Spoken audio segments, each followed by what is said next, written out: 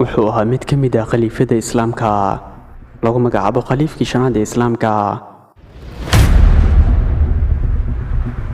cadaaladiisa awgeed iyo maamulka suuban taasoo keentay in lagu magacaabo khaliifkii shanaad ee dowladda islaamka ee uu nebiga ka geeriyooday. wuxuu ahaa boqor iyo shakhsi cadaalad badan, taariikhduna ay sheegto cadaaladiisa.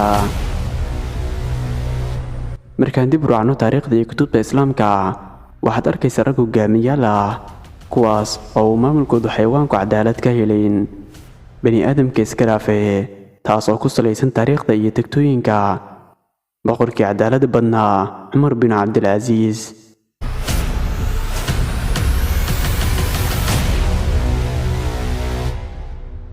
magacaygu waa diino xuseen shacab, halkani waa kanalka iftiinka. ku soo dhowaada daawadayaal muuqaalkeena maanta. assalaamu calaykum. waxay soo wariyaan lana qoray cadaaladii cumar iyo halkii ay gaartay, taasoo ay la cajabeen dadkii xilliga noolaa. waxay gaartay heer ay isla daaqan waraabaha, micnaha dharwaaga iyo xoolaha la dhaqdo, taasoo caddaynayso in baahidii isku keeni lahayd laga saaray meeshaas.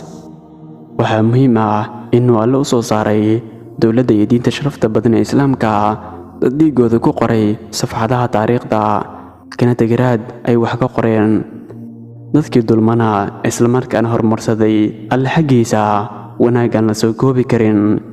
cadaaladdu waa shay qaali ah, taas oo dabdhexaad u ah maamulka jiro, iyo haddii aysan jirin ma jiri doonaa heshiisiyo nolol wadaag iyo isjacayl. dhammaan arrimahani waa arrimo saldhig iyo xeer u ah cadaaladda islaamka. waa shakhsi lagu xuso taariikhda islaamka iyo tagtooyin la diiwaan geliyey.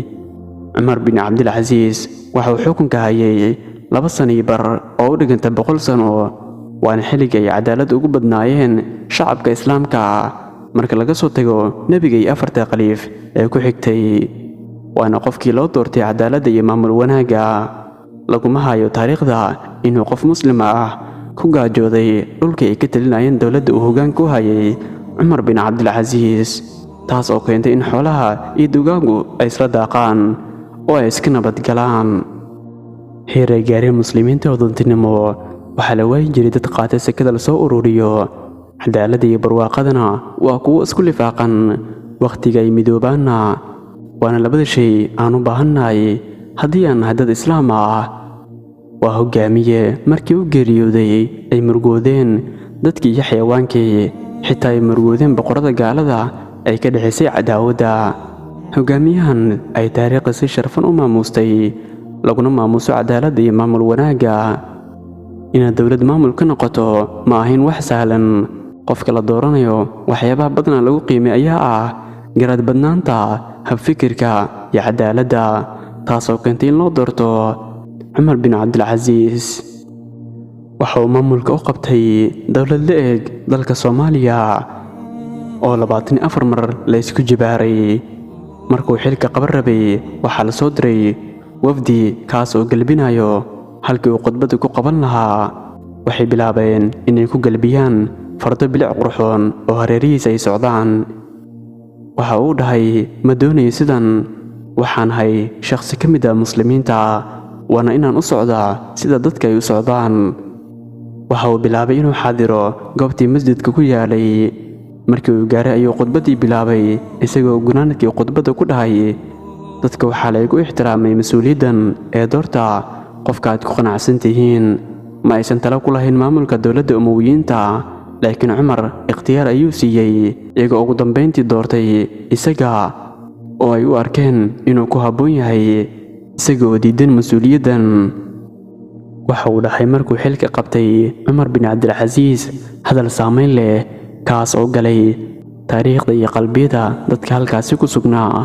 waxa uu ahaa hadalkaasi, ogaada qofkii alla adeeca ay waajib tahay inaad adeecdaan oo aad maqashaan, halka qofkaan adeecin alla aysa jirin maqalkiisa iyo adeecidiisa. maqla oo adeeca intaan ahay mid ilaahaysa adeecayo, hana iga maqalin hadal haddii aan ku caasi allah subxaanahu wa tacaala. waqti kadib cumar ayaa ahaa mid daala. waxa uu bilaabay inuu nasto. wiilkiisa ayaa u imaaday oo lagu magacaabo cabdimaalik bin cumar. waxa uu ku dhahay, maxaad u nasanaysaa aabe? Waxa uu ku jawaabay, waan daalay, sidaa darteed ilaa duhurkii ayaan nasanayaa. Wiilkii ayaa ku yidhi, aabe yaa ku damaanad qaadayo inaad gaarayso duhurkii. Isla markii waa kacay isaga oo uu la weynaaday hadalkii uu ku yidhi wiilkiisa. Waxaan soo gaarnay gebgabadii muuqaalka. Haddii aad ka heshay muuqaalkan, like saar si ina gaarsii saaxiibadaada. Haddii aad nagu cusub tahayna inagu soo biir oo rukumo janalka si ay kuu soo gaaraan muuqaalada aan soo gelin mar waliba.